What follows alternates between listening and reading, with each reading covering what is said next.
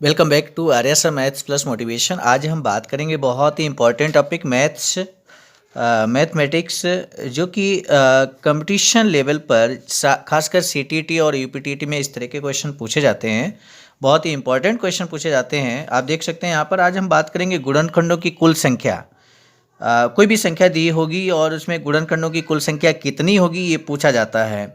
तो छोटी संख्या होती है तो गुणनखंड निकालना आसान रहता है, लेकिन अगर संख्या बड़ी होती है तो गुणनखंड निकालना थोड़ा डिफिकल्ट रहता है। तो आज हम आपको बताएंगे कि गुणनखंडों की कुल संख्या कैसे निकालते हैं। बहुत शॉर्ट तरीका हम बताने जा रहे हैं, और गुणनखंडों का योग कैसे निकालते हैं ये भी हम आपको बताएंगे।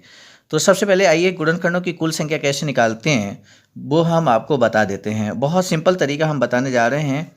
सबसे पहला काम हम करेंगे 200, जैसे 200 के कुल कितने गुणनखंड होंगे निकालना है। तो 200 के सबसे पहले गुणनखंड हम कर लेते हैं, अभाज्य गुणनखंड कर लेते हैं। आप सभी लोग जानते हैं अभाज्य संख्याओं के बारे में, तो इसके हम गुणनखंड कर लेते हैं कुछ इस तरह से। आप समझ सकते हैं ये गुणनखंड करना आप बहुत आसान है आप सभी के लिए।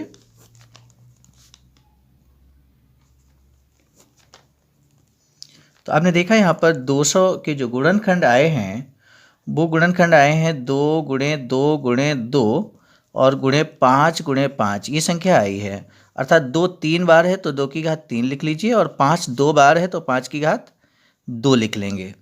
अब बहुत आसान तरीका हम आपको बता दें, गुणनखंडों की कुल संख्या क्या होगी। तो गुणनखंडों की कुल संख्या यहाँ पर हम बता देते हैं, बहुत आसान तरीका बता देते हैं।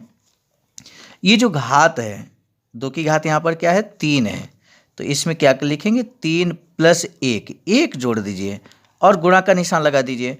और सेकेंड क्या है 5, 5 की घात 2 है, तो घात में 1 जोड़ दीजिए। तो घातों में आपने देखा पहली घात कितनी थी 3, उसमें 1 जोड़ा, गुणा का निशान लगाया।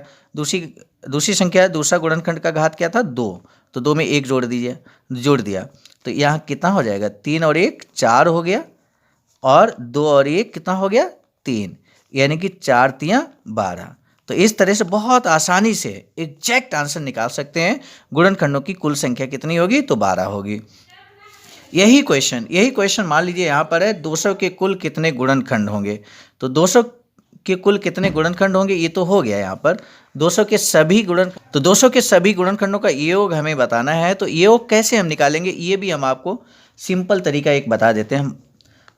मान लिया हमने कि माना कोई संख्या x है, और x के जो गुणनखंड आते हैं वो a की घात m, ठीक है, a की घात m, b की घात n और गुणे c की घात p, कुछ इस तरह के गुणनखंड मिलते हैं। जैसे कि अभी इस सवाल में हमें यहाँ गुणनखंड प्राप्त हुए थे, उसी तरह से यहाँ पर आप देख सकते हैं कुछ ऐसे गुणनखंड होंगे तो उनका कुछ घात इस तरह से लगा होगा। तो फाइनली गुणनखंडों का योग क्या होगा, बहुत आसान ट्रिक हम आपको बता देते हैं। गुणनखंडों का योग बहुत आसानी से हम निकाल सकते हैं।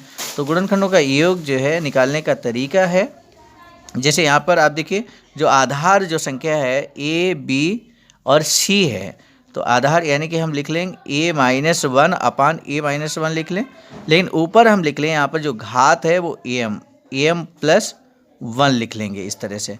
इनटू b है तो b-1 और अपान में b-1 लिख लेंगे, लेकिन ऊपर वाला जो b है अंश में, इसमें हम घात n है तो n + 1 यहाँ लिख लें, इनटू का निशान लगा देंगे। और इसी तरह से हम c-1 अपान c-1 लिख लें, और इस c में घात क्या है p है तो p + 1 ऐसा लिख लेंगे। अब जो हमारा सवाल है उस सवाल को हम देख लेते हैं। हमें इस सवाल यानी कि 200 में गुणनखंडों का योग क्या होगा, तो हम गुणनखंड यहाँ निकाल चुके हैं। 200 के जो गुणनखंड हैं वो आपने देख लिया, यहाँ पर क्या है 2 की घात 3 गुणे 5 की घात 2 है, यानी कि यहाँ देखिए 2 लिखा है तो हम लिखेंगे 2 - 1/2 - 1 ऐसे लिख लेंगे, और घात कितनी है 3, तो 3 + 1 लिख लेंगे, इनटू और 5 की घात 2 है तो यहाँ हम लिख लें 5 - 1/5 - 1, तो 5 की घात कितनी है 2 है, तो हम लिख लेंगे 2 + 1 ऐसा हम लिख लेंगे। अब इसको हम कैलकुलेट कर लेते हैं, बहुत आसानी से कैलकुलेशन हो जाएगा।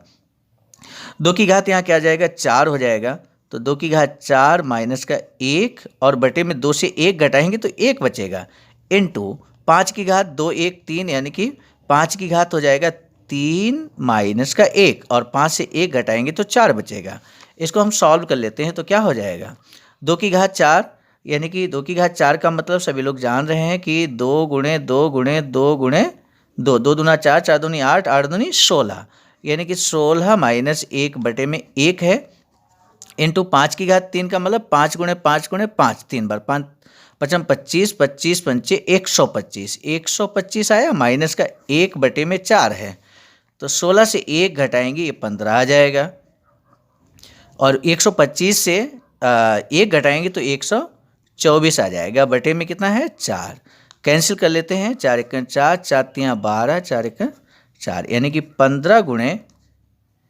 31 आ गया, 15 गुणे 31 आ गया। तो इस तरह से यहाँ पर हम आंसर निकाल सकते हैं, 15 एक 15, 15 3 45, 45 और 1 46, यानी कि 465, जो योगफल आएगा वो 465 होगा, ये आंसर आ गया। तो इस तरह के सवाल जनरल तौर पर पूछे जाते हैं। तो इसी तरह का सवाल एक होमवर्क में हम आपको दे देते हैं, कमेंट बॉक्स में जाकर इस क्वेश्चन का आंसर सभी लोग लिखिएगा। तो 50 के, आप सभी को बताना है कि 50 के गुणनखंडों की संख्या,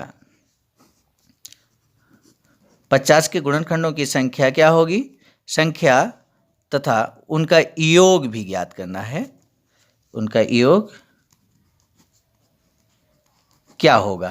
तो ये होमवर्क है और इसका सीधे सीधे आंसर कमेंट बॉक्स में लिखिएगा। Thank you.